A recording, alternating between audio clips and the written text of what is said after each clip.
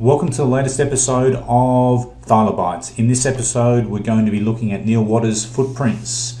Just recently, Neil posted a number of footprints on T.R.U's Facebook page. We thought they were interesting, so we're going to have a look at them now. Our reference for this particular episode of Thyla is Barbara Trigg's excellent book on tracked scats and other traces, 2012, fully revised, page 54. Check it out. So here are the prints. At first, when I had a look at these, I wasn't necessarily that impressed, but having been prompted to have a look at it again by cranky Chris Copeland, I sort of saw that yes, actually they are worthy of a further look. So that's what we're going to do now. So for comparison with other prints, I've just changed the orientation here.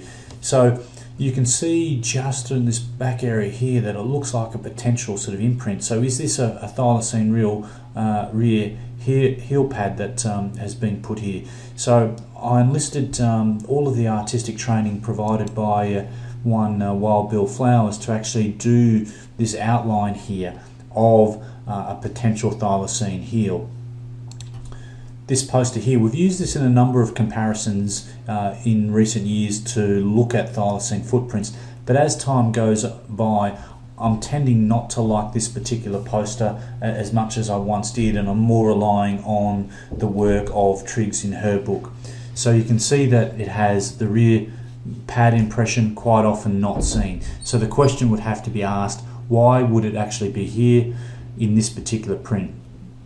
This is clearly river sand, so it's by a wet area, so perhaps the substrate of the sand gave way and the animal had to push off with its rear pad to actually get more traction. Or it could just be a random impression in the ground and a trick of the light. So that needs to be considered as well. So this is a Thylacine footprint in sand.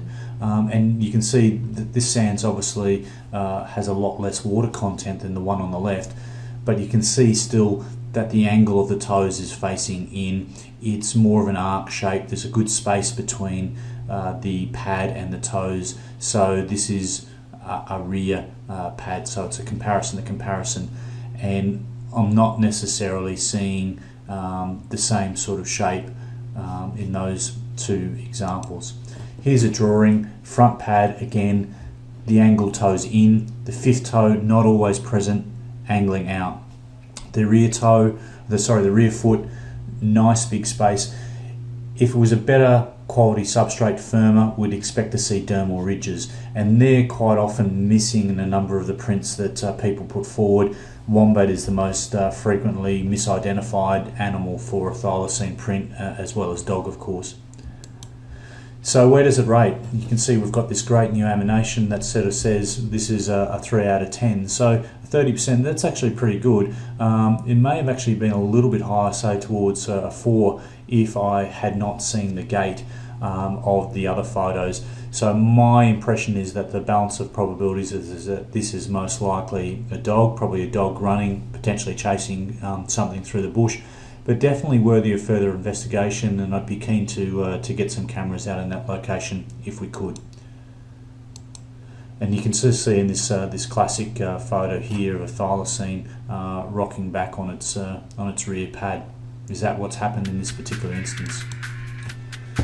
That's it for this episode of Thyla. We'll talk to you soon.